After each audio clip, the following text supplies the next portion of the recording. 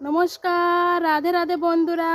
জয় সিয়ারাম, জয় সিয়ারাম। বন্ধুরা, আমরা যাচ্ছি রামচন্দ্রের জন্য যজ্ঞ করব। আমরা 28 কিলোমিটারে লিটিল আন্দামানে। আমরা তাই জন্য আজকে জল ভরতে যাচ্ছি।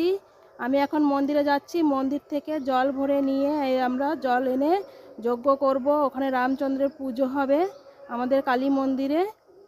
তাহলে এইখানে আমরা এখন যাচ্ছি জল ভরতে। আর পরের ভিডিওগুলো আমি আপনাদের কাছে শেয়ার করব। আমরা কি করে আপনার এখানে রামচন্দ্রের অনুষ্ঠান পুরো আমরা করছি। আমরা হেভি হেভি অনেক অনেক খুশি আছি। আমরা এত আনন্দিত মন, তা বলা যাবে না।